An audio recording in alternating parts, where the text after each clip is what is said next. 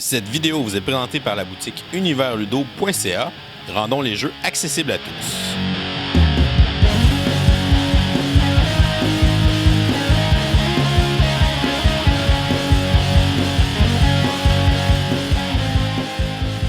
Salut les gamers, bienvenue au Professeur Board Game, c'est Bruno, je vais être votre parent accompagnateur. Aujourd'hui, on va regarder ensemble le jeu L'Agent Jean, le jeu. C'est un jeu qui a été publié en 2019 par le Scorpion Masqué, du concepteur Olivier Sipierre.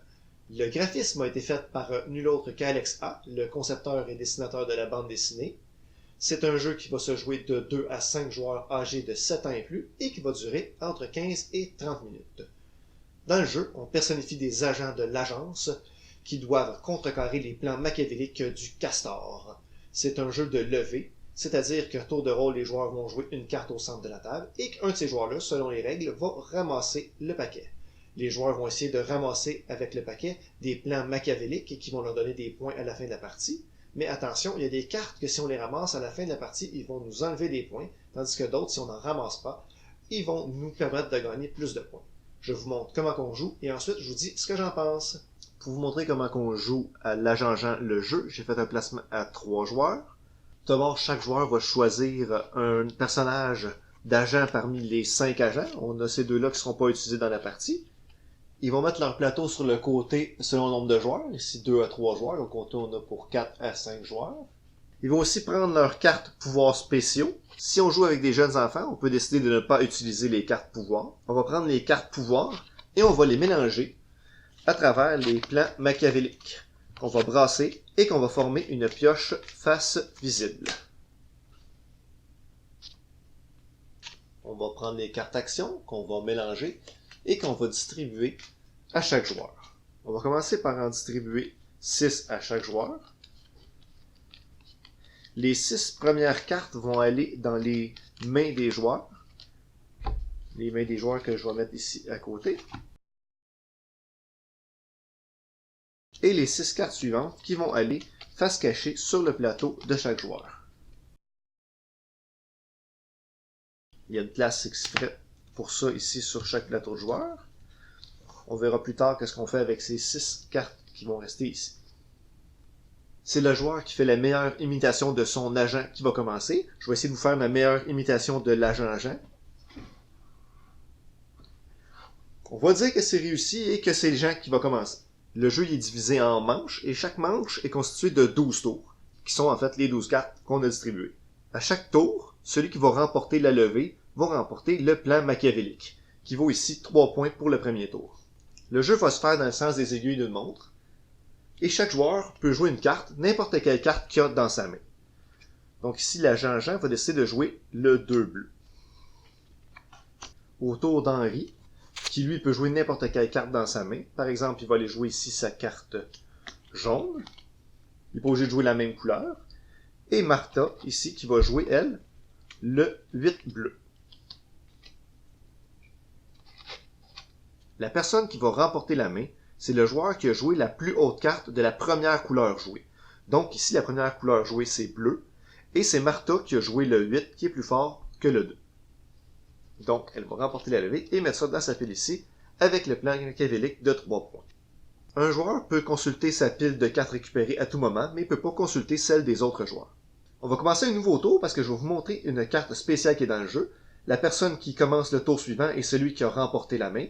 Donc, c'est Martha ici. Et elle va jouer. Elle va commencer à jouer un 10 bleu. Donc, là, on s'attendrait à ce que ce soit la carte bleue la plus forte qui va gagner. Mais il existe dans le jeu des cartes mauves, qui sont des atouts qu'on appelle dans les jeux de levée. Les cartes mauves, dès qu'il y en a une en jeu, c'est les cartes mauves qui vont gagner. Donc la plus forte carte mauve. On va voir Henri qu'est-ce qu'il va jouer. Henri, il y a une carte mauve plus forte que le 1 mauve. Il va jouer le 3 mauve. Et c'est lui qui va remporter la main. Donc il remporte les cartes jouées. Et la carte du plan machiavélique. On va continuer de jouer ainsi les 3, 4, 5e et 6e tours.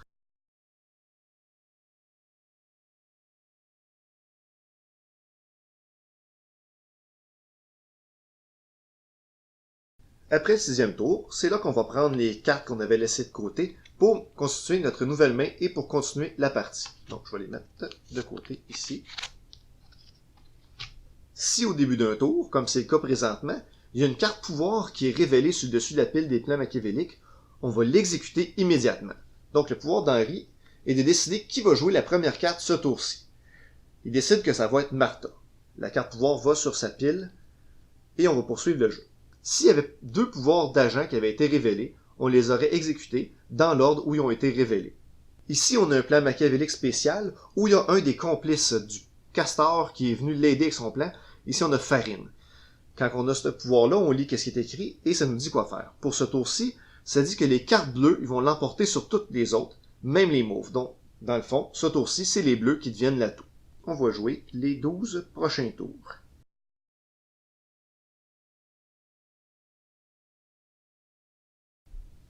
En fin de manche, lorsque les 12 cartes sont jouées, on va faire le décompte des points pour la manche. On va d'abord compter les points gagnés par les plans machiavéliques de chaque joueur. Ici, pour le joueur qui joue Henri, on a 14 points. Pour le joueur qui joue Jean, on a 11 points. Et pour le joueur qui joue Martha, on a 10 points. Après ça, comme c'est indiqué sur chaque plateau de joueurs, on va faire le décompte des cartes jaunes et des cartes vertes. Celui qui a le plus de cartes jaunes, donc ici c'est Henri, va perdre 8 points. Donc sur ces 14 points, il est rendu à 6 points.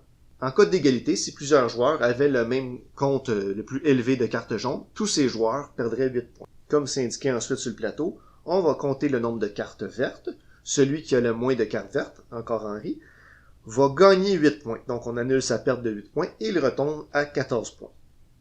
Encore là, s'il y avait égalité sur le nombre de cartes vertes, les joueurs concernés gagneraient tous 8 points. Le joueur qui a le plus de points, ici Henri, gagne une médaille. En cas d'égalité, tous les joueurs égaux vont gagner une médaille. Pour débuter une nouvelle manche, on va prendre toutes les cartes plans machiavéliques qui ont été gagnées. On va reprendre les cartes pouvoir qui sont sorties. On va les mélanger ensemble et on va les remettre face visible en dessous du paquet de plans machiavéliques. On va rebrasser toutes les cartes actions qu'on va redistribuer comme on a fait au début, à question de 6 qui vont aller dans la main et 6 qui vont être cachés. C'est le joueur qui a gagné la manche précédente qui va débuter le nouveau tour. La partie prend fin dès qu'un joueur va gagner sa deuxième médaille et va être ainsi sacré le meilleur agent de l'agence. C'est possible qu'en raison des égalités, il y ait plus qu'un joueur qui gagne en même temps les 2 médailles et ils vont être tous les 2 ou tous les 3 sacrés meilleurs agents de l'agence. C'est comme ça qu'on joue à l'agent le jeu. Je vous reviens avec mon opinion personnelle. Qu'est-ce que je pense de l'agent le jeu?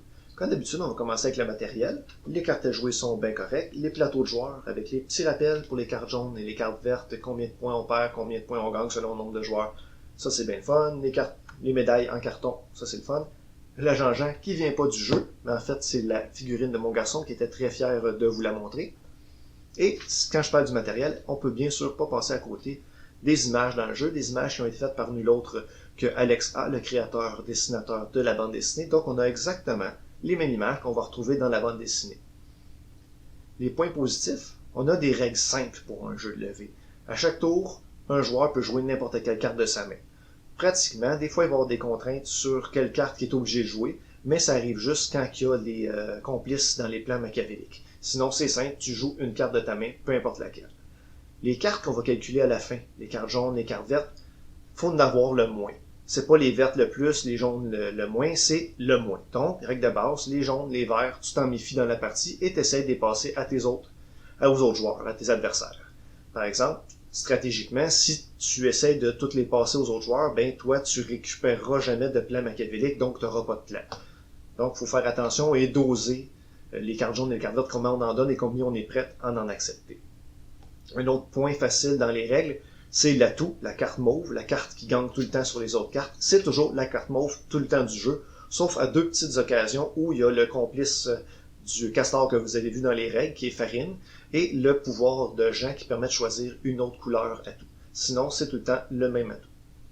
Justement, parlons-en des règles spéciales, des pouvoirs ou des complices de castor.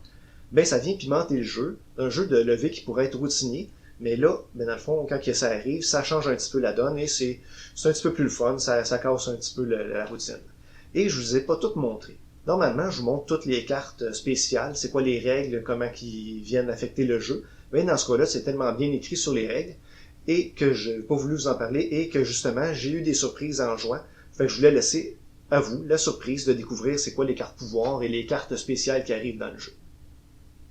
J'ai un petit point négatif qui n'est pas dramatique, c'est les cartes pouvoir, les pouvoirs de chaque agent. En début de partie, un joueur choisit un agent, et c'est pas tous les agents dont le pouvoir va être utile à chaque fois qu'il va arriver. Par exemple, l'agent Jean, c'est systématique, à chaque fois qu'il sort, il va avoir le droit de jouer son pouvoir. Tandis que Martha, ça dépend, elle, si elle gagne ou si elle gagne pas la levée, que son pouvoir va s'appliquer. Donc, c'est pas nécessairement à tous les tours que elle, son pouvoir va prendre effet. Bon, malgré que j'ai presque pas donné de points négatifs et qu'il n'est pas si grave que ça, je vais quand même donner la note de C+, à ce jeu-là. C'est pas un jeu qu'on a cliqué dans la famille, que mes enfants demandent de jouer. Et c'est parce que peut-être simplement que les jeux de levée, c'est pas notre fort. Mais par contre, je dois dire qu'Alexandre, notre fan numéro 1 ici de l'agent Jean, il reconnaissait dans toutes les cartes ce qui s'était passé. Il pouvait nous dire, ah, lui, c'est un tel, il a fait telle affaire avec l'agent Jean, ah, cet objet-là, il a fait telle affaire dans telle bande dessinée. Donc, je pense qu'avec ça, on peut dire que c'est un must pour les amateurs de l'agent Jean. C'est tout pour aujourd'hui. Si vous n'êtes pas encore abonné à la chaîne, vous pouvez faire avec le petit bonhomme ici en bas. Surveillez sur les autres vidéos de la chaîne le sceau d'approbation du parent accompagnateur. Vous pouvez aussi nous suivre sur Facebook, Twitter et Instagram. Si vous aimez notre contenu, n'hésitez pas à nous supporter sur notre campagne Patreon. C'est tout pour aujourd'hui. Et à la prochaine les minigamers, continuez de gamer!